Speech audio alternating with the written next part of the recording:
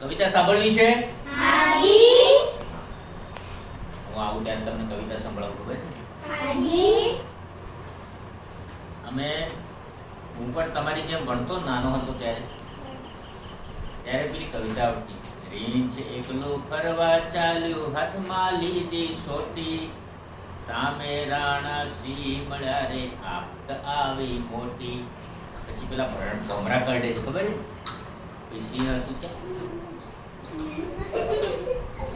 ભાગી જાય એમ કરીને મધ ખાવા ગયો ને. પણ એક મસ્ત ઝવેરચંદ મેઘાણીની કવિતા છે, મને યાદ આવ્યું એટલે હું તમને સંભળાવું એનો રાગ.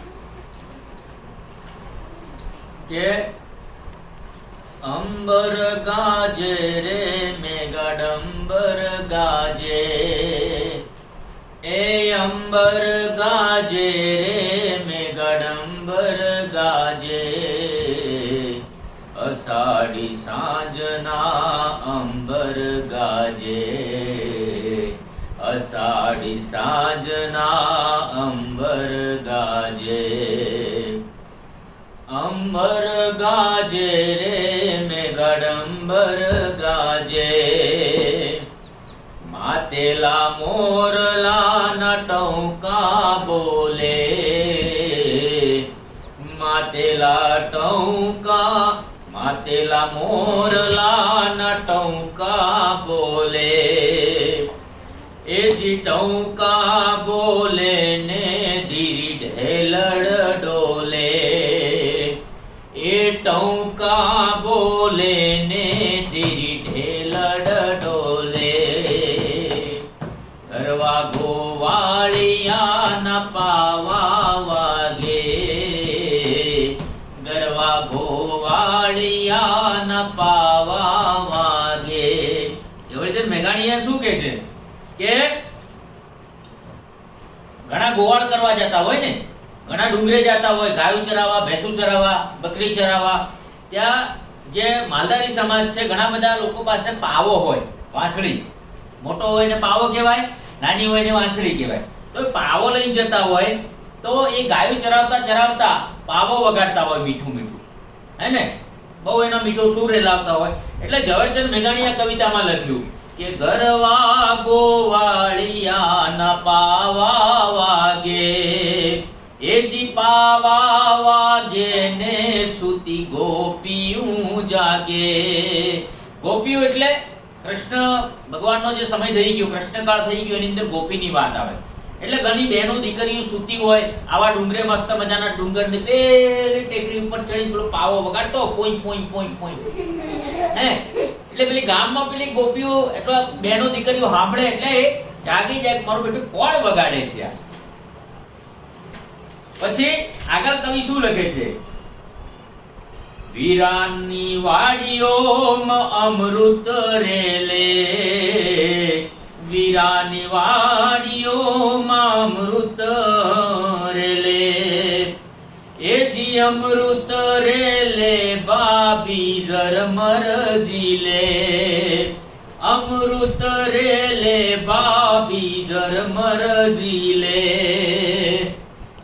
વીરાની વાડીઓમાં અમૃત રેલે એટલે આપણે વાડી હોય ને ઘરમાં, એમાં ઘણા બધા ફળો વૃક્ષો વાવ્યા હોય, આપણા વાડીની અંદર, ખેતરની અંદર બધું જુદું જુદું અનાજ વાવ્યું હોય, એ બધું ઉગે, લણે, એમાંથી દાણા પેદા કરે. એ બધાને કવિ એક અમૃત જેવો શબ્દ આપ્યો છે કે આવું બધું ભોજન આપણને ખાવા ન મળે તો આપણે મરી જાય. તો એવી રીતે એક અમૃત જેવી વસ્તુ છે બધી, એના વગર આપણે ચાલે નહીં. ભાભીની રાતી ચોળ ચૂંદડી બીજે, ભાભીની રાતી ચોળ ચૂંદડી બીજે, એ જી ચૂંદડી બીજે ને ખોળે પેટો રીજે, ચૂંદડી બીજે ને ખોળે પેટો રીજે, અષાઢી સાંજના અંબર ગાજે, અષાઢી સાંજના અંબર ગાજે, અંબર ગાજે ને મેઘડંબર ગાજે. આગળ શું કહે છે કવિ કે ભાભીની રાતી ચોળ ચૂંદડી ભીંજે. ચૂંદડી સાડલો પહેર્યો હોય ને મમ્મીએ, અથવા આપણા ભાઈ હોય એની ભાભી હોય, તમારા ઘરમાં મોટો ભાઈ હોય એની ઘરવાળી હોય એને તમારી ભાભી થાય ને, મારે ભાઈની વહુ હોય એ ભાભી થાય. તો એ ભાભી ઘરમાં કામ કરતી હોય, ભાભી માં સમાન છે, બરાબર ને? કે ના આપણે ગણતા. એટલે ભાભીની ચૂંદડી અથવા સાડલો વરસાદ પડતો હોય, અષાઢી મેઘ અષાઢી સાંજના અંબરગાજ, એટલે અષાઢ મહિનાની અવાજ છે. અષાઢ મહિનાનો વરસાદ પડતો જ હોય, હે ને? અષાઢ મહિનામાં વરસાદ પડે ને, હમણાં જ અષાઢ મહિનો ગયો. તો શ્રાવણના સડાકા ભાદરવાના પડા એ કહેવત છે.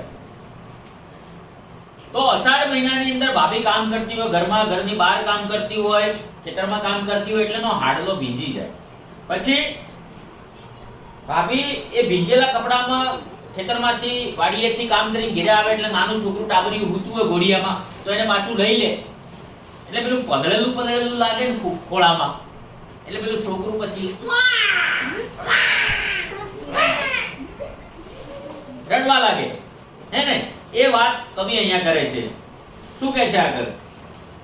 કે ભાભીની રાતી ચોળ ચૂંદડ બીજે, એજી ચૂંદડ બીજે ખોળે બેઠો રીજે, અષાઢી સાંજના અંબર ગાજે, અહાડી હાંજના અંબર ગાજે, અંબર ગાજે ને મેઘાડંબર ગાજે, એજી અંબર ગાજે ને મેઘાડંબર ગાજે, અષાઢી સાંજના અંબર ગાજે, અહાડી હાંજના અંબર ગાજે.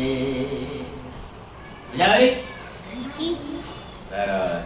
તો આવી રીતે તમારે પણ અભ્યાસ કરવાનો છે અને તમારે પણ આ રાગ શીખવાનો. ધીમે ધીમે તમે શીખશો, પછી ગાતા થઈ જશો, પછી મારી જેમ તમે ગાતા પણ આવશો. બરાબર છે? Okay, very good.